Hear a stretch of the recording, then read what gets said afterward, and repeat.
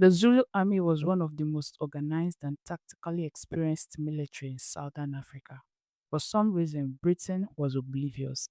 They called the Zulu army primitive, poorly armed, backward, outdated. Then, in a single afternoon, the ground beneath the British Empire disappeared under thousands of charging warriors. And one of the greatest military humiliations in colonial history began.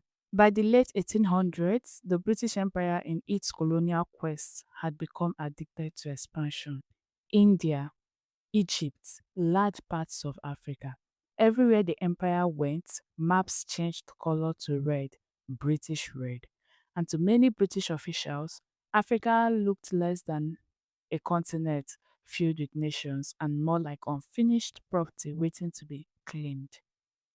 But in what we now refer to as Southern Africa stood a kingdom, unlike anything the British expected, the Zulu kingdom. The Zulu kingdom was disciplined, militarized, feared. The kingdom and its military built through decades of warfare and strategy under the legendary King Shaka Zulu. In later years, European observers would often describe the Zulu army with a strange mix of admiration and fear because these were not scattered tribal fighters. This was an organized war machine. Young men trained for years. Units moved with terrifying coordination. Messages traveled fast. Discipline was harsh. And when they attacked like a storm swallowing the horizon. The Zulu had a famous battle tactic that they called the horns of the buffalo. This tactic was a formation in the shape of the bull's horn. The chest pinned the enemy forward, then the horns surrounded from the sides, and the loins waited in reserve, ready to finish what remained. Very super effective methodology. It was simple, efficient, deadly. But it's unfortunate that instead of recognizing this military prowess, British saw something else. They saw spears, cowhide, shields, sandals. To them, the Zulu looked ancient in a world of modern rifles and artillery, and that arrogance would become fatal. The truth is, the Anglo-Zulu War, as we now call it, was not really about defense from a savage nation, as the British headlines eventually narrated. No, far from it. Britain woke up and desired territorial expansion, as it had unarguably become one of the biggest colonial masters in the era. They wanted more control. Southern Africa was becoming strategically important, and British officials feared the independent Zulu kingdom stood in the way of their regional ambitions, especially one man, Batu Ferre.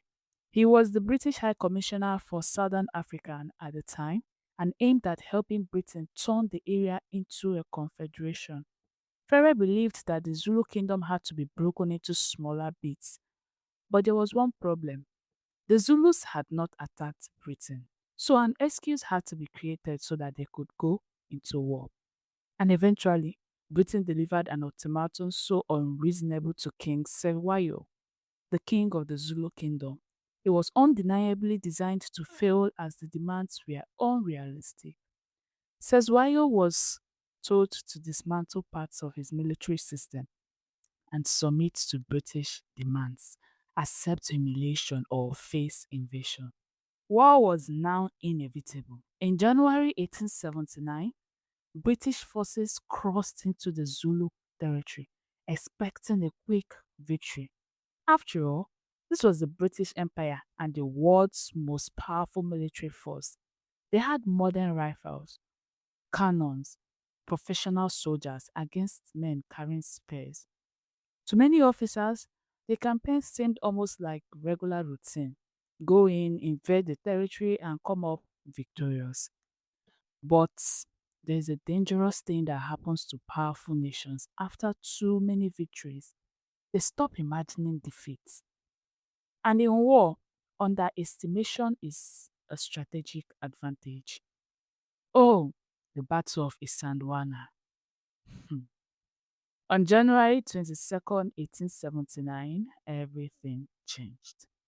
British troops had camped beneath a strange mountain, shaped like a sleeping lion. Isandwana. But not long after, the hills began to move. At first, it looked like shadows, then dust, then thousands of Zulu warriors emerging from the landscape itself.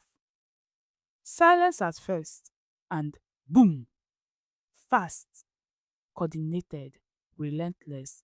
Zulu warriors were within sight. British soldiers began to open fire. And at first, the rifles worked exactly as expected. Zulu warriors fell in large numbers, but they kept coming forward through the gunfire, through artillery smoke, through death itself. The horns of the buffalo were unfolding perfectly, strategically. The British line began stretching too thin. Ammunition distribution became chaotic. Orders broke down. Communication collapsed. And then came the moment every empire fears: panic. Once the Zulus reached close combat range, British technological superiority meant almost nothing. The battlefield dissolved into hand to hand violence, spears against bayonets, screams, dust, blood, smoke. Entire companies disappeared beneath waves of attacking warriors. By the end of the battle, over 1,000 British and colonial troops were dead. It was one of the worst defeats ever inflicted on British forces by an indigenous African army, and across the empire, shock spread like wildfire. Newspapers struggled to explain it. How could this happen? How could a primitive warrior destroy a modern European force? But maybe the real question was this: why did the British assume they couldn't? But history, oh history. History has a strange habit of creating heroes and disasters on the same day. Because while Isandwana became a nightmare for Britain, another battle nearby became a symbol of resistance: the Battle of Rocks Drifts. Now, you should know that while the fight was going on in Iswandla, some of the British officials were able to run off, right? A small British garrison defended a mission station against thousands of Zulu warriors who were approaching. Unlike Isandwana, these soldiers fortified their position properly. They built barricades, they held formation, and somehow they survived. So the British newspapers celebrated rock drifts endlessly. Medals were awarded, stories were dramatized. It became easier for Britain to focus on heroic survival rather than the humiliation of Isandwana. But beneath all the propaganda and patriotic headlines, one fact remained impossible to erase: history had changed. The belief that colonial masters were invincible was crushed. Thanks to the Zulu kingdom, a terrifying weakness in imperial confidence has been exposed. Well, of course, Britain could not allow that image to survive. Mm-mm. As every major empire do not respond well to embarrassment, especially public embarrassment, reinforcements flooded into South Africa. More troops, more rifles, more artillery. Britain became determined not simply to win, but to erase the insults. The Zulus, despite their incredible victory, faced a brutal reality.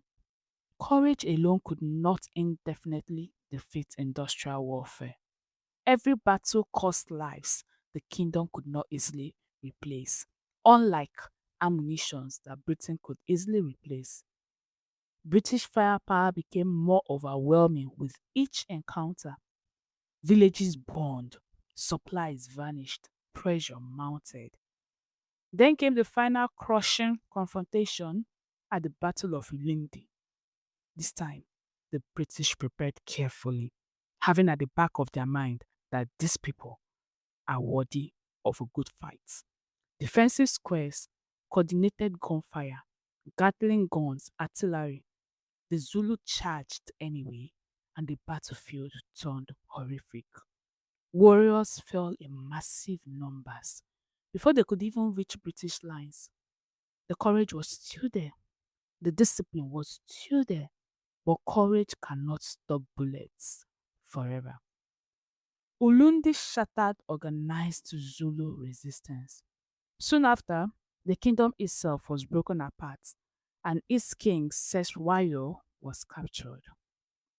The great Zulu nation that had once terrified its enemies was divided and weakened under colonial control. Well, you should know that divide and rule was the easiest form to infiltrate an organized system. Where unity is disabled, the force weakens. Britain knew this, and Britain weaponized it against the Zulu kingdom. Today, many people remember the Anglo-Zulu War as just another colonial conflict. But Ezandwana shattered a myth, the myth that industrial powers were naturally superior in every way, the myth that African resistance was automatically doomed. The Zulu eventually lost the war, but the first one of the most powerful empires on earth to feel fear, real fear, and for one shocking moment in 1879, the British Empire realized that the people they dismissed as primitive, they are capable. Have you ever heard this story before of how a kingdom chose to fight for her territory against a white-collared troop of men in red regiment? Or was this part of history erased in your community? And if this story changed how you see history, don't stop here. Subscribe to this channel, like this video, and share to someone who still thinks history is just dates and names, because here we don't just tell history, we rethink it.